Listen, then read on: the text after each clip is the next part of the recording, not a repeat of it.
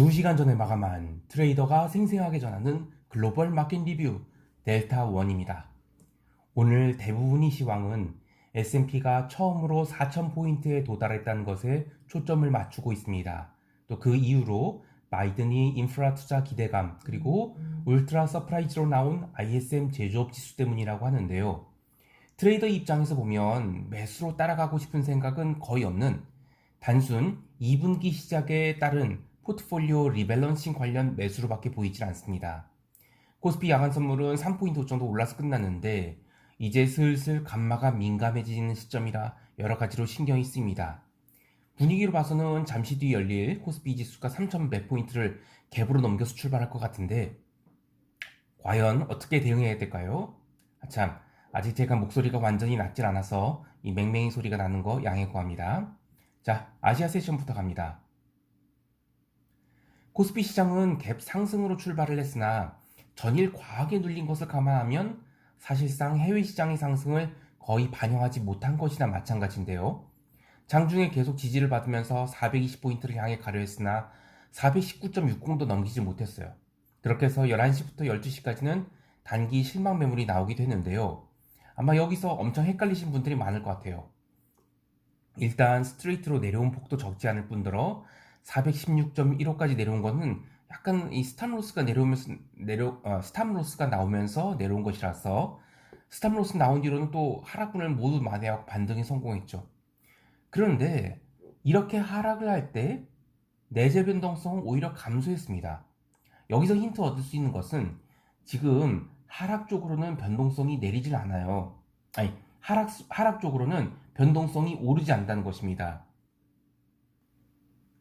왜냐하면 변동성 매도자들이 풋옵션 평균 매도 단가가 워낙 높기 때문에 굳이 환매를 해서 델타나 감마를 해지할 이유가 없기 때문이죠. 반면 콜옵션 매도 평균 단가는 지금 지수 상승으로 인해서 계속 스트레스를 주는 상황이에요. 그래서 오늘 내재 변동성이 일중 흐름을 보면 419포인트를 넘어서 위로 올라가려고 할 때 오히려 변동성이 증가를 합니다. 왜냐면 콜 매도를 롤링업 할 거냐 말 거냐를 고민하고 있기 때문이죠. 마지막 총평 때 이 이야기를 더 하겠지만 우리가 상식이라고 생각하는 것, 그러니까 뭐 시장이 하락하면 변동성이 증가하고 뭐 시장이 상승하면 변동성 감소한다, 이런 것을 단순히 암기하고 시험 문제 나왔을 때 정답 고르기 하면 뭐 점수는 얻을 수 있겠죠. 하지만 트레이딩에서 성공할 수는 없습니다. 변동성이 어떤 원리로 오르고 내리는지에 대해서 깊은 고민을 하고 통찰을 얻어야만 상식밖의 일이 일어나더라도 뭐 대응해야 할 방법을 생각하는 거죠. 그래서 제가 주니어 트레이더한테 한 얘기는 돈 벌고 깨먹고 이런 것보다 중요한 게 시장을 주의 깊이 관찰하고 고민하는 것, 이게 더 중요하다 얘기하는 겁니다. 그러니까 시장 다 계속 얘기하면 지금은 상승을 하게 될 때 콜옵션을 환매를 할지 결정을 해야 돼요. 그래서 변동성이 올라갈 때 증가할 수가 있습니다. 근데 이거는 한번 롤링업을 하게 되면 그다음부터는 또 롤링업 할 필요가 없어요. 그래서 그 트리거 포인트, 그 롤링업을 해야 될 그 트리거를 넘어서게 되면 한번 환매를 쫙 하게 되고 그다음부터는 또 이제 환매가 안 들어와요. 그래서 과연 개인이 어느 정도로 주식을 매도를 낼 것인가, 요게 지금 오늘이 가장 큰 키포인트라고 할 수 있겠습니다. 일단 다시 계속 어제 시황 얘기할게요. 장 초반에 외국인 현물 매수세 강하게 들어왔죠. 시초가부터 1,000억 이상 매수하더니 장중 끊임없이 매수해서 결국 5,700억 매수를 했어요. 근데 의외로 개인 매도가 4,100억밖에 나오진 않았습니다. 어제 개인 주식 매수가 6,000억 넘는데 4,100억밖에 주식 매도가 안 나왔다. 그리고 금요일 코스피는 3,100을 이제 넘길 건데 그러면 2월, 3월이 박스권 상단에 들어가게 되는 거거든요. 그럼 과연 개인 매물을 돌파할 수 있을 것인가, 이런 고민들을 하게 돼요. 왜냐면 어제 현물 중 삼성전자, 하이닉스가 강하게 올랐는데 하이닉스야 뭐 그렇다 치지만 삼성전자는 그동안 개인이 어마어마하게 받쳐댔죠. 그래서 그 물량이 소화되는 게 만만찮아요. 사실상 오전장에 그 매물벽을 돌파하지 못하면 그걸 못해서 이제 11시에 실망 매물 나온 거다, 이렇게 또 보거든요. 그래서 이따가 이제 갭으로 삼성전자 띄우게 되면 과연 시장이 흘러내릴지 아니면 버틸지를 관찰할 필요가 있겠습니다. 만약에 이 구간이 매물이 잠기게 되면 저는 코스피는 다시 3200도 갈 수 있다고 봐요. 어쨌든 뭐 하루만에 3,200 간다는 얘기는 아니니까요. 프로그램 매매는 점점 영향력 줄어들고 있어서 오늘은 순매수 방향이 천억도 나오질 않았어요. 연기금은 천억 순매도를 했고요. 일별 순매도량이 줄어들고 있는 게 특징입니다. 참 여기서 제가 자주 얘기했던 베이시스가 개선되면 누적된 프로그램 차익 매도가 매수로 전환될 수 있다라는 이야기를 좀 해설해 볼게요. 프로그램 차익 매매라는 것은 특정 베이시스 때, 그러니까 최근 몇 달 동안 계속 백오데이션이었으니까 백오데이션 마이너스 1.5포인트에 들어온 프로그램 매도가 석 달에 한번 돌아오는 선물 만기일에 청산될 수도 있지만 그 전에라도 베이시스가 크게 좋아진다. 그러니까 만약에 마이너스 1.5포인트가 플러스 1포인트가 됐다라고 하면 만기 이전에 2.5포인트라는 이익이 나오는 거죠. 그러면 그때는 청산을 해서 이익을 고정시킬 수가 있는 겁니다. 그러면 이제 프로그램 매매로는 매수 차익 거래가 들어온 것으로 짓게 되겠죠. 자, 그러면 어떤 일이 생겨야 베이시스가 크게 좋아질까요? 그건 두 가지입니다.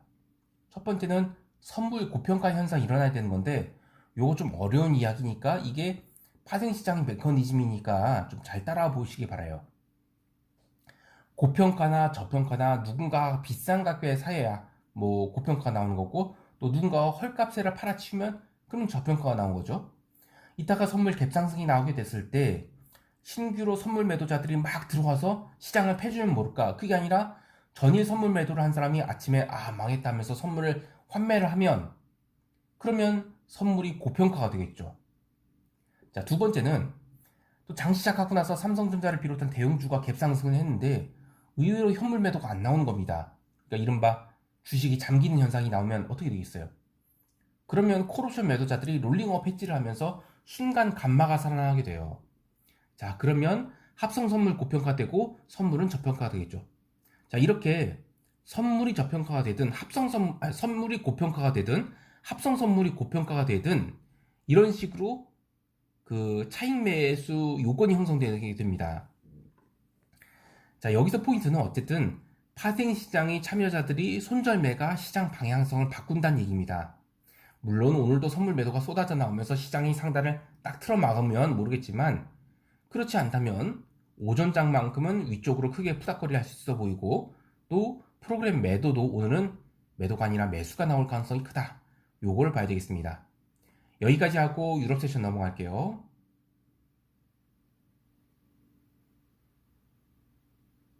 유럽은 뭐 아무 말할 것도 없이 6거래일 연속 양봉을 만들면서 상승을 이어나갔어요. 증시야 뭐 계속 상승 추세니까 그렇다 치고 통화 시장에서는 의미 있는 흐름이 있었죠.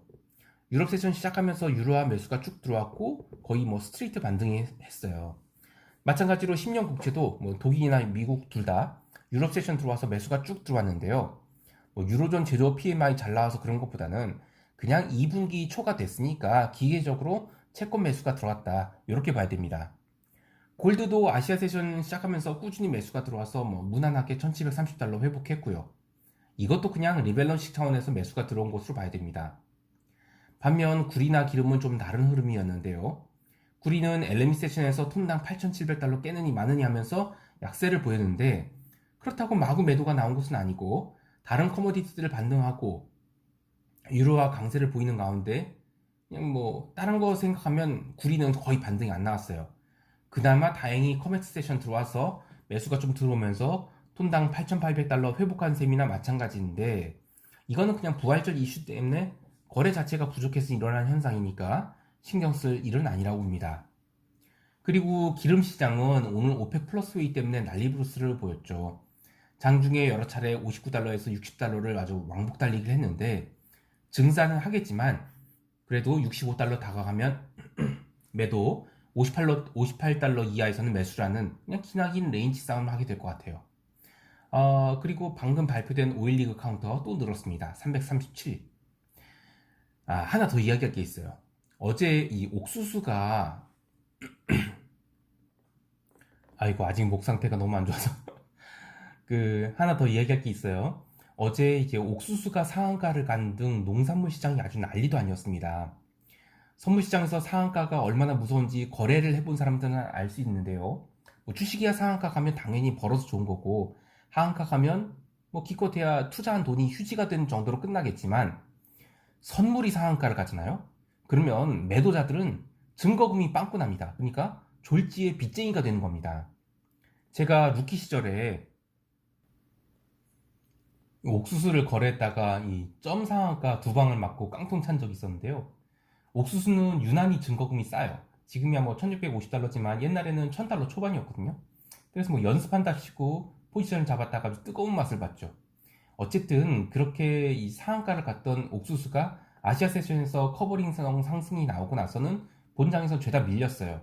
그래서 제가 하고 싶은 얘기는 그 선물 거래하실 분들은 농산물만큼은 웬만해서 손대지 마시거나 아주 충분한 자본을 확보하고 아주 작은 비중으로 거래를 했으면 좋겠어요. 특히 농산물은 데이로 하는 게 아니라 포지션을 거래하는 겁니다. 자, 이제 미국 세션 갑니다.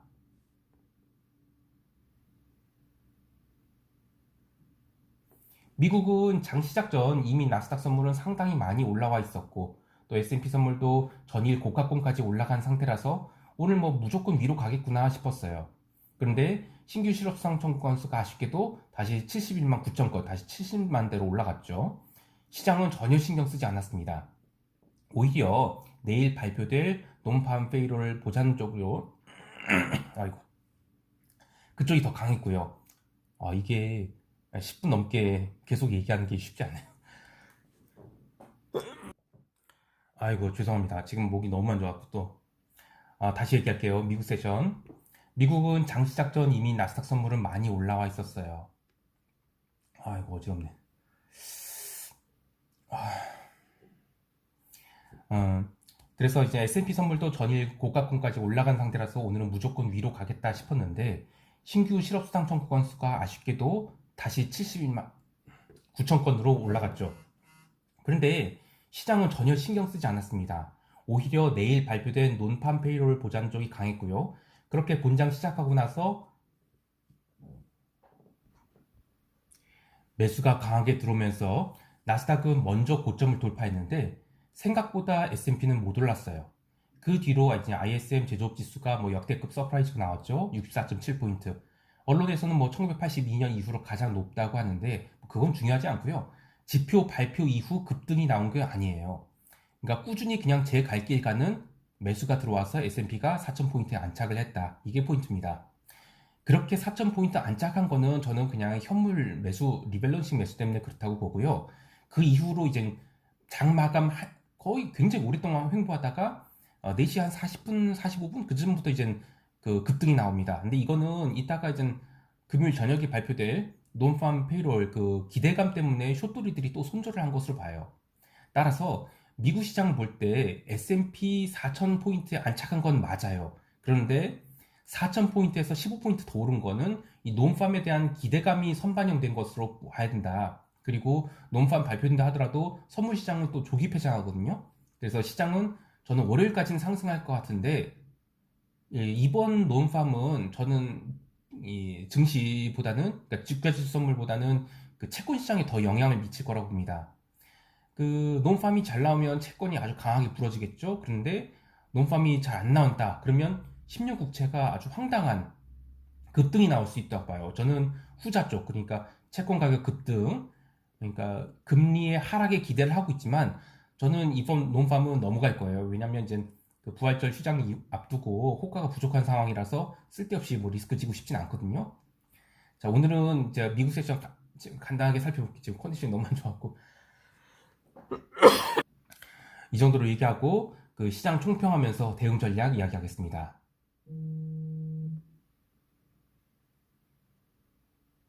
시장은 이 분기 변경에 따른 리밸런싱 장세가 이어지고 있다고 봐요.